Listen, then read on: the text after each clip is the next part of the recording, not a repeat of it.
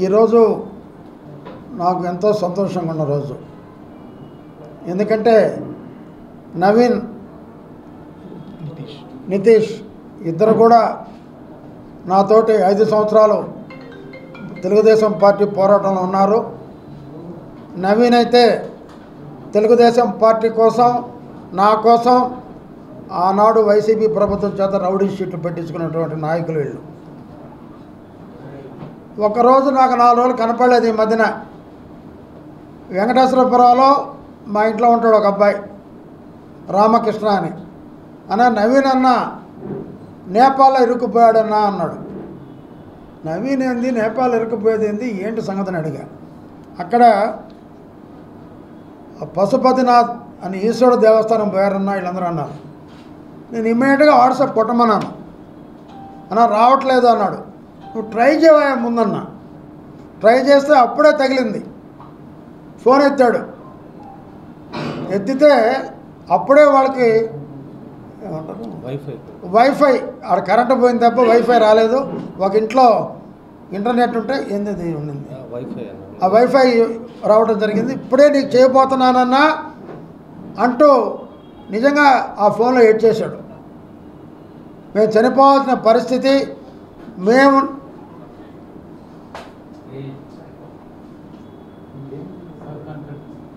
మేమున్న హోటల్లో మొత్తం మేము 9వ ఫ్లోర్లో ఉన్నాం.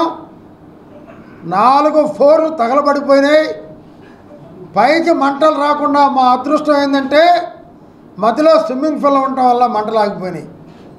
అప్పుడు మేము తెలుసుకొని ఏంది వేడి అని చెప్పి చూస్తే మొత్తం మేము 8 మంది మెట్లు దిగి 9 అంతస్తులు కరెంట్ లేదు, లిఫ్ట్ లేదు, దిగి రావడం కిందకి జరిగింది. అప్పుడు ఆర్మీ వీళ్ళు ఆదుకొని, మరి వీళ్ళే భాష మాడారో వాళ్ళే భాష మాడారో నాకు తెలియదు. ఆర్మీ వీళ్ళకి రక్షణ ఇవ్వటం, పక్కనే విశాఖపట్నానికి చెందినటువంటి ఒక హోటల్ యజమాని వీళ్ళందరూ పిలిచి, మీరు ఇండియన్స్, మీరంతా మా హోటల్లో ఉండండి అని 300 మందికి ఆతిథ్యం ఇచ్చి వీళ్ళకి భోజనాలు పెట్టినటువంటి ఆ మహానుభావుడికి చేతులెత్తి నమస్కరిస్తున్నా.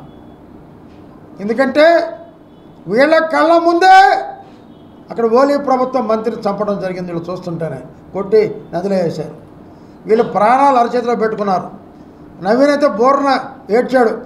సరే నవీన్, మీరు ధైర్యంగా ఉండండి, ఆంధ్ర హోటల్లో ఉన్నారు కదా.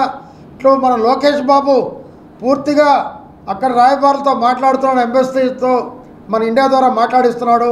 లోకేష్ బాబు, చంద్రబాబు గారు, కూటమి ప్రభుత్వం అదే ప్రయత్నంలో ఉంది అని చెప్పి ధైర్యం చెప్తే, లేదన్నా ఇప్పుడే మా హోటల్ యజమాని చెప్పాడు, రేపొద్దు 9:30కి మీకు బెంగళూరు ఫ్లైట్ ఉంది, ఆ ఫ్లైట్లో మీరు వెళ్ళొచ్చు అని చెప్పడం జరిగిందన్న. మేము వస్తున్నాము అంటూ ఏడుస్తూ చెప్పడం జరిగింది.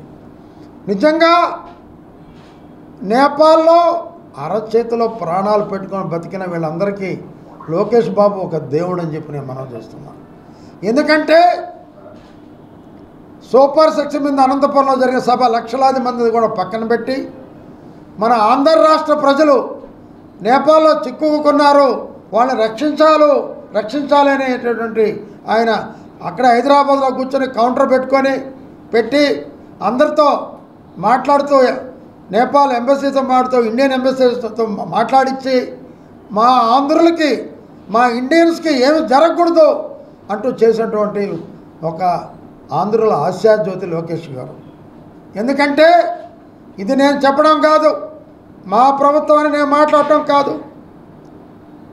ఈ భారతదేశంలో ఏ ప్రభుత్వం కూడా ఇంత జాగ్రత్తలు తీసుకున్న సందర్భం లేదు. ఒక చంద్రబాబు, లోకేష్ బాబు, కూటమి ప్రభుత్వం తప్ప. నిజంగా ఆడ అవినీతి మీద, ఓలీ ప్రభుత్వం మీద చేసేటటువంటి ఇళ్లలో ప్రజలు లేరు, మొత్తం రోడ్లోకి వచ్చారు. ఆ ప్రభుత్వం కనపడితే సోషల్ మీడియా బ్యాన్ చేసిన దానికి రోడ్ల మీదకి వచ్చి ప్రభుత్వాన్ని, మంత్రులను కానీ అందరూ తరిమి కొట్టడం జరిగింది.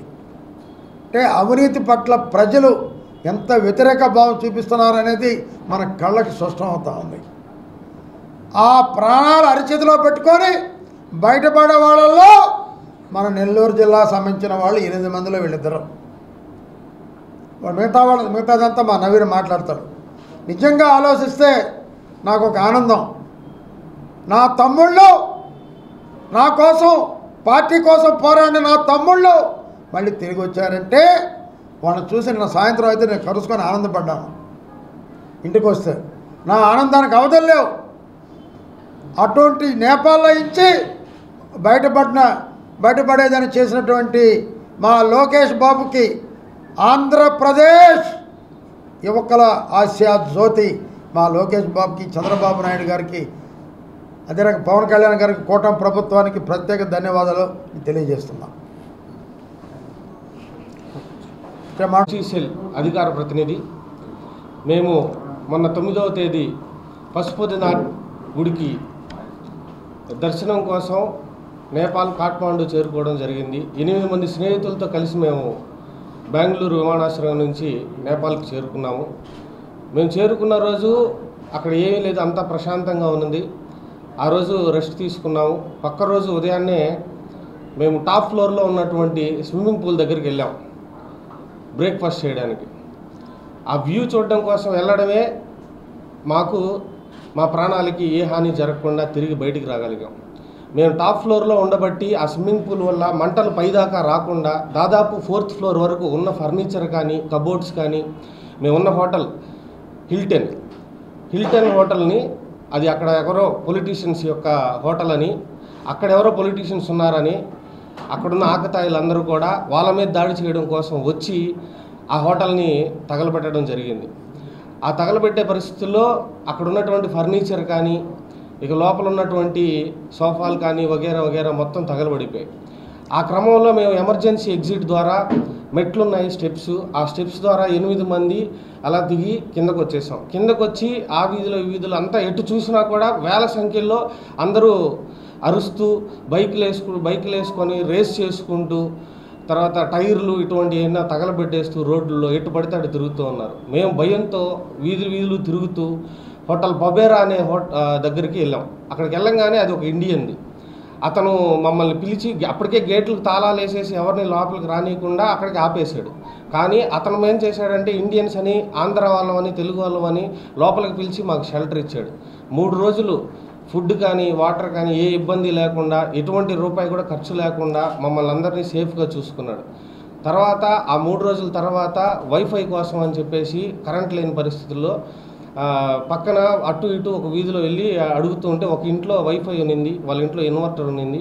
వాళ్ళు వైఫై పాస్వర్డ్ చెప్పగానే నా వాట్సాప్లో ఆన్లైన్ అని రాగానే నేను సీనాన్నకి ఫోన్ చేద్దామనే ప్రయత్నంలో అది తీసుకున్నాను, ఎలాగోలా కాపాడాలి అని. ఈ ప్రయత్నంలో ఆయనే ఫోన్ చేశాడు మాకు. అప్పటికి ఎన్నిసార్లు నాకు ప్రయత్నిస్తున్నాడో, ఎన్ని రోజుల నుంచి నాకు ప్రయత్నిస్తున్నాడో నాకైతే తెలియదు.